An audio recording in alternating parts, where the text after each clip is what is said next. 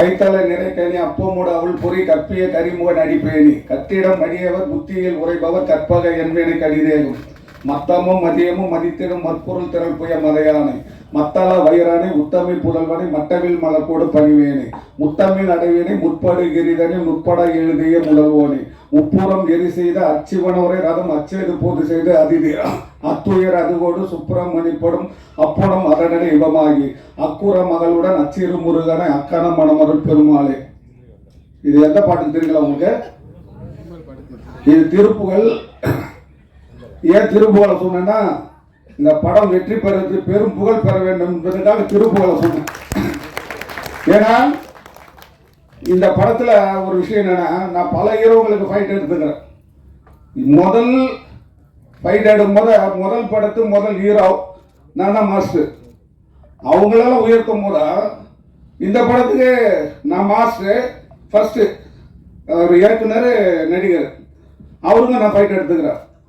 என்கிட்ட முதல் படத்தில் பண்ணவங்க உயர்ந்த நிலையில் இருக்கிறாங்க. இவரும் உயர்ந்த நிலைக்கு வந்துடுவார். ஏன்னா அதுக்கு முதல் அடி எங்கேருந்து வருது பாருங்களா, பாராளுமன்ற உறுப்பினர் நமது எம்பி ராஜா அவர்களே வந்து இந்த படத்துக்கு வாழ்த்து பண்ணிட்டார். முதல் வாழ்த்து திருப்புகழ், ரெண்டாவது வாழ்த்து பாராளுமன்ற உறுப்பினர்.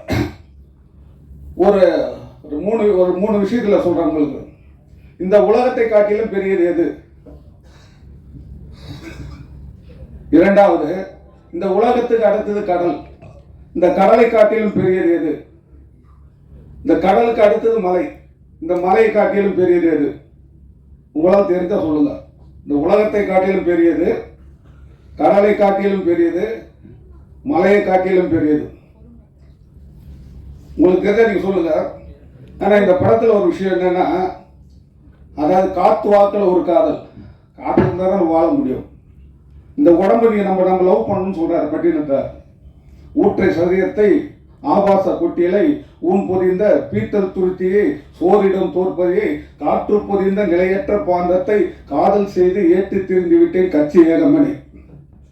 அப்ப இந்த உடம்ப நம்ம லவ் பண்ணணும். ஏன்னா காற்று இருக்கணும். காற்று இருந்தாதான். நான் ஒரு வாக்கியம் எழுதினேன். அதாவது இது பேர் நாசி. அதாவது வாசி யோசி நாசி வாசின்னு எழுதிட்டேன். பெரிய பேர் சாமியாரா படிச்சு பார்த்தாங்க, பெரிய மகான் எழுதுன்ட்டு. அப்புறம் நிறைய பேர் கேட்டார், சார் நான் சினிமாக்காரன் சார் அப்படின்னா. இப்போ மேடம் சொன்னாங்க, இது போல் ஃபைட் மாஸ்டர் இப்பெல்லாம் பேசுகிறாரு, ஒன்று புரிஞ்சுக்கணும். அதாவது என்னன்னா, ராமாயணம் எழுத்துட்டு வான்மீகி போகிற வரங்களை கொள்ளாடிச்சவர் கடற்கொள்ளை ஒரு ராமாயணத்தை தந்த 12 ஆழ்வாரில் ஒரு ஆழ்வார், திருமங்கை ஆழ்வார். போறவங்கள கொள்ளடிச்சு கோயில் கட்டினார். இப்போ கோயில் கட்டி கொள்ளடிச்சிடுறாங்க. அவர் யாருன்னா திருமங்கை ஆழ்வார். குளம் தரும் செல்வம் தரும் அடியார் படுந்துயிர் ஆயினை எல்லாம் நிரந்தரம் செய்யும் நீர் விசும் அருளும் அருளோடு பெருநிலம் அழைக்கும் வளம் தரும் மற்ற எல்லாம் தரும் பெற்ற தாயினும் ஆயினும் செய்யும் நலம் தரும் சொல்லி நான் கண்டு கொண்டேன் ஓம் நமோ நாராயணா என்ற நாமம் சொன்னார் திருமங்கை ஆழ்வார். அதாவது என்னன்னா, நான் ஃபைட் மாஸ்டர் வந்து நிறைய இந்த ஆன்மீக விஷயங்கள் பேசும்போது இவர் எப்படி பேசுறார் படிக்க நான் நிறையா அதெல்லாம் வீடு கட்டும்போது படி வச்சுது. படிச்சாதான் நிறைய விஷயங்கள் நம்ம கற்றுக்கணும். உங்களை ஒரு விஷயம் கேட்கறாங்களே, படிச்சவன் சிறந்தவனா, ஒரு நாட்டு ஆள கூட ராஜா சிறந்தவரா சொல்லுங்க. நல்ல குணம் படைத்தவர் நல்லவர் இல்ல, படிச்சவர் சிறந்தவரா, ஒரு நாட்டு ஆளவர் சிறந்தவரா? இப்ப எல்லாரும் பசியா இருக்கிறோம். செவிக்கு உணவு இல்லாத போது சிறிது வயிற்றுக்கு ஏற்படும். சொல்லுங்க, விளக்கம் சொல்லுங்க. படிச்சவர் அது விளக்கு வேணும் இல்ல? எப்படி படிச்சோம் நீ சொல்றது விளக்கு வேணும் இல்ல? ஏன்னா நிறைய நல்ல விஷயங்கள் அரசாட்சி போயிடும், படிப்பு சாகரவரில் வருமே. அது சொல்றேன், சொல்ல போறாங்களா? மன்னனும் மாசர கட்டோனும் சீர்தூக்கின் மன்னனின் கட்டோன் சிறப்புடையான். மன்னனுக்கு தேசம் என்று சிறப்பு, கட்டோனுக்கு சென்ற இடலாம் சிறப்பு. அப்துல் கலாம் உலகம் ஃபுல்லா தெரியும், இந்த நாட்டில் ராஜாவுக்கு தெரியாது. புரியுங்களா? எதுக்காக சொல்றேன்னா, நிறைய படிக்கணும், வாழ்க்கையில் நம்ம படிக்கணும். அப்ப ரவி சொன்னாரு தாய்க்காக, அது ஒரு பாட்டு சொல்ற பாருங்களா, நம்ம உடம்புல சிறந்த உறுப்பு இது, கண்ணில் சிறந்த உறுப்பில்லை, கொண்டானின் துண்ணீர் கேள்வி இல்லை, உண்மை வாழ்ந்த புதர்களை சார்ந்த செல்வம் இல்லை, ஈன்றாலோல் என்ன கடவுளும் இல்லை, ஒரு தாயில்னா எந்த கடவுளையும் பார்க்க முடியாதுட்டார். அப்ப எதுக்காக சொல்றோம், வாழ்க்கை வெற்றி பெறது ஒரு பெரிய விஷயம் உண்டு. மெய் வருத்தம் பாரார், பசி நோக்கார், கண் துஞ்சார், எவ்வகையிலும் தீமை மேற்கொள்ளார், அருமை பாரார், அவமதிப்பு கொள்ளார், கருவமே கண்ணாயினர். இதுதான் நல்லா வெற்றி பெறுவாங்கன்னு அர்த்தம். நீதி வெண்பாளருக்கு இந்த பாட்டு. இந்த படத்துல ஒரு பெரிய விஷயம் என்னன்னா, ரவி கிட்ட வந்து கதை சொன்னார்.